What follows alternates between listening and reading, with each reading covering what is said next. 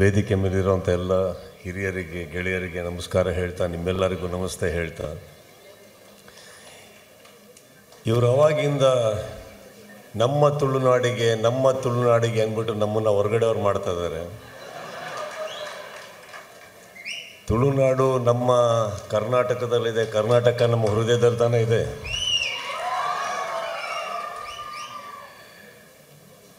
ಒಂದು ಮಾತು ಮಧ್ಯದಲ್ಲಿ ಹೇಳಿದ್ರು, ನಾವು ಅರ್ಧ ಈ ಕಡೆಯವರು ಅಂತ. ನೋಡಿ, ನಮ್ಮ ಅಪ್ಪಂಗೆ ಕರ್ನಾಟಕದೆಲ್ಲ ಹೋಗಿ ಹೋಗಿ ಇಲ್ಲಿನ ಹುಡುಗಿನೇ ಇಷ್ಟ ಆಗಿದ್ದು.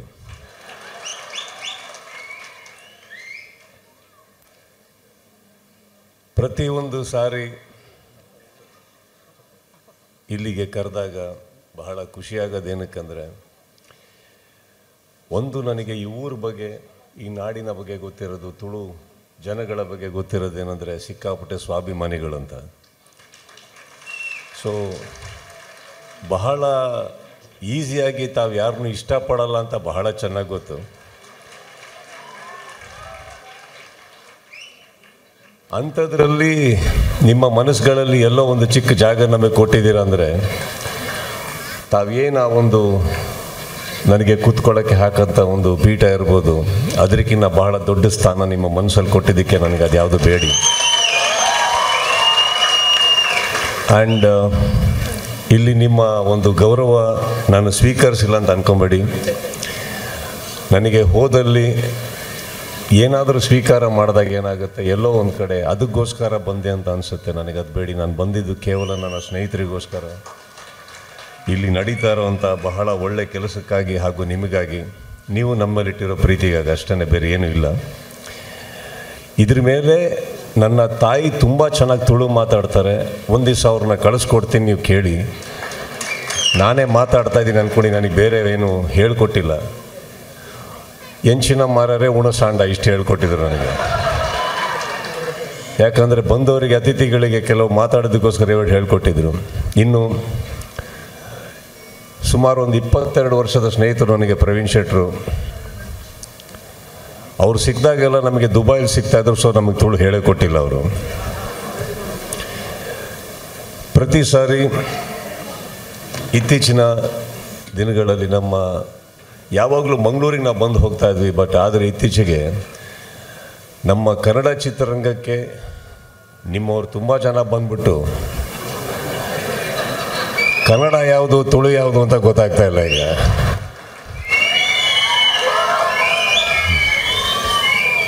ಖುಷಿಯಾಗೋದು, ಕನ್ನಡ ಚಿತ್ರರಂಗದಲ್ಲಿ ಎಲ್ಲೋ ಒಂದು ಕಡೆ ನಾನು ಇಲ್ಲಿ ಬಂದಾಗೆಲ್ಲ ಒಂದು ಮ್ಯಾಂಗ್ಳೂರು, ಉಡುಪಿ ತುಳು ಚಿತ್ರರಂಗ ಅಂತ ಕೇಳ್ಪಡ್ತಾ ಇದ್ವಿ. ಬಟ್ ಇವಾಗ ಅದು ಅಲ್ಲಿಗೆ ಬಂದು ಅಲ್ಲೂ ಕೂಡ ಎಲ್ಲದು ನಮ್ಮದು ಅಂತ ಹೇಳ್ತಾರೋ ನಿಮ್ಮಗಳಿಗೆ, ನಿಮ್ಮ ಕಲೆಗೆ ನಾನು ಇಲ್ಲಿ ನಿಂತ್ಕೊಂಡು ಅಭಿನಂದಿಸ್ತೀನಿ. ವೇದಿಕೆ ಮೇಲೆ ಅಷ್ಟು ಚೆನ್ನಾಗಿ ನೃತ್ಯ ಮಾಡಿದಂಥ ಎಲ್ಲ ಕಲಾವಿದರಿಗೂ ನಮಗೋಸ್ಕರ ಮಾಡಿದ್ದಕ್ಕೆ ಧನ್ಯವಾದಗಳನ್ನ ಹೇಳ್ತಾ, ಇಬ್ಬರು ಲಾಸ್ಟಲ್ಲಿ ಬಂದರು, ತಿರುಗಿದ್ರು.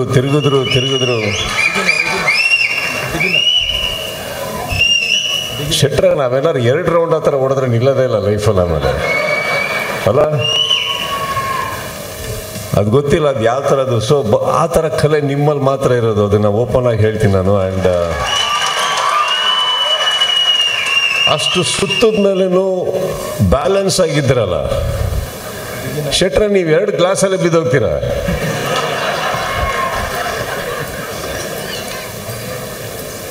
ಕಲೆ ಅನ್ನೋದೇನಿದೆ, ನಮ್ಮಲ್ಲಿ ಏನಿದೆ, ನಾವು ಚಿತ್ರರಂಗದಲ್ಲಿರ್ಬೇಕಾದ್ರೆ ಅಭಿನಯ ಚಕ್ರವರ್ತಿ ಅಂತ ಕರಿತೀರಿ, ಬಾದ್ಶಾ ಕರಿತೀರಿ. ಬಟ್ ಒಂದು ಮಾತು ಸತ್ಯ ಹೇಳ್ತೀನಿ, ನಾವು ಸ್ವಲ್ಪ ಹೊರನೋಟಕ್ಕೆ ಹೋಗಿ ಪ್ರತಿಯೊಂದು ಕಡೆ ಹೋದಾಗಲೇ ಗೊತ್ತಾಗೋದು ನಾವಿನ್ನೂ ಎಷ್ಟು ಚಿಕ್ಕವರು ಅಂದ್ಬಿಟ್ಟು. ಆ ಕಲೆ ಮುಂದೆ ನಾವು ಅದೃಷ್ಟಶಾಲಿಗಳು, ನಮಗೊಂದು ಸ್ಥಾನ ಸಿಕ್ತು ಚಿತ್ರರಂಗದಲ್ಲಿ, ಒಂದೇನೋ ಹೆಸರು ಮಾಡಿದ್ವಿ. ಬಟ್ ನಿಜವಾಗ್ಲೂ ಹೇಳ್ತಾ ಇದ್ದೀನಿ, ಈ ಕಲಾವಿದರ ಮುಂದೆ ನಾವು ಬಹಳ ಚಿಕ್ಕವರು. ಅದೃಷ್ಟ ಚೆನ್ನಾಗಿತ್ತು ಅಷ್ಟೇ. ಕರೆದಿದ್ದಕ್ಕೆ ಥ್ಯಾಂಕ್ಸ್ ಹೇಳ್ತಾ, ಈಗ ಅಲ್ಲಿ ವೇದಿಕೆ ಮೇಲೆ ಕೂತ್ಕೊಂಡು ಈ ಪುಸ್ತಕ ನೋಡ್ತಾ ಇದ್ದೆ. ಸ್ವಲ್ಪ ಗೊತ್ತಿತ್ತು ನನಗೆ, ಮನೆಗೆ ಬಂದಾಗ ಹೇಳಿದರು, ಇಲ್ಲ ನನ್ನ ಸ್ನೇಹಿತರು ಮಿಕ್ಕಿದವ್ರು ಇಲ್ಲಿ ಬಂದಾಗ ಹೇಳ್ತಾಯಿದ್ರು. ಎಷ್ಟು ಅದ್ಭುತವಾಗಿದೆ ನೋಡಿ ಈ ಬುಕ್ಲೆಟ್. ಎಷ್ಟು ಸಾಧನೆಗಳು. ಇದಕ್ಕೆ ಬಹಳ ದೊಡ್ಡ ಮನಸ್ಸು ಬೇಕು. ಹಾಗೆಯೇ ಇಲ್ಲಿ ಒಳಗಡೆ ಹೋಗ್ತಾ ಇದ್ದಾರೆ, ಡೊನೇಟ್ ಮಾಡಿರೋರ್ದು ಫೋಟೋಗಳು ಹಾಕಿದ್ದಾರೆ. ಜೀವನದಲ್ಲಿ ಬರೀ ದುಡಿಯೋದು ಮಾತ್ರ ಅಲ್ಲ, ಇದಿಷ್ಟು ಮಾಡಬೇಕಾದದ್ದನ್ನು ತಾವೆಲ್ಲರೂ ಮಾಡಿದಿರಿ. Great sir, I have no words. 8 ವರ್ಷದಲ್ಲಿ 11.5 ಕೋಟಿ ವರ್ತ್ ಪ್ರಾಜೆಕ್ಟ್ಸ್ ಅಂದರೆ ದಿಸ್ ಇಸ್ ವೆರಿ ಹ್ಯೂಜ್. ಪ್ರತಿಯೊಂದಕ್ಕೂ ಒಂದು ಸೋಷಿಯಲ್ ವರ್ಕ್. ನಾನಿಲ್ಲಿ ಬರಬೇಕಾದ್ರೆ ಒಂದು ಕಾರ್ಯಕ್ರಮ ಅಂತ ಹೇಳಿದ್ರು. ಅಫ್ಕೋರ್ಸ್ ಇಲ್ಲಿನ ಸ್ನೇಹಿತರು ಕರೆದ ಮೇಲೆ ಹಿಂದೆ ಮುಂದೆ ನಾನು ನೋಡಿಲ್ಲ, ಬರ್ತೀನಿ.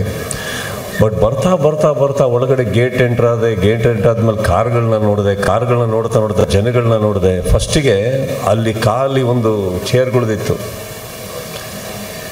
ಏನಪ್ಪ ಜನನೇ ಇಲ್ವ ಅನ್ಕೊಂಬಿಟ್ಟೆ ಫಸ್ಟು. ಸೈಲೆಂಟಾಗಿ ಇದು ಅಭ್ಯಾಸ ಆಗಿದೆ ನಮಗೂ, ಖಾಲಿ ಥಿಯೇಟ್ರ್ಗಳು ನೋಡೇ ಬೆಳ್ಕೊಂಬಂದಿದ್ದು ನಾವು. ಬರ್ತಾ ಬರ್ತಾ ಬರ್ತಾ ಸ್ವಲ್ಪ ಸೌಂಡ್ಗಳು ಸ್ಟಾರ್ಟ್ ಆಯಿತು. ಆಮೇಲೆ ಒಳಗೆ ಬಂದೆ, ನಿಮ್ಮನ್ನು ನೋಡಿದೆ. ಅಯ್ಯೋ ಇಷ್ಟೊಂದು ಜನ ಅನ್ನೋಷ್ಟೊಳಗೆ ವೇದಿಕೆ ನೋಡಿದೆ. ವೇದಿಕೆ ಮೇಲೆ ಇಷ್ಟು ಜನ ಕೂತಿದ್ದಾರಂದರೆ ಅಂಥದ್ರಲ್ಲೂ ಬಹಳ ಸಾಧಕರು, ಬಹಳ ದೊಡ್ಡ ವ್ಯಕ್ತಿಗಳು, ಜೀವನದಲ್ಲಿ ಏನೇನೋ ಮಾಡಿರೋರು, ಇವರೆಲ್ಲ ವೇದಿಕೆಯಲ್ಲಿ ಸೇರಿಸಿದ್ದಾರೆ ಅಂದರೆ ಎಂಥ ತೂಕವಾದಂಥ ವೇದಿಕೆ ಇದು.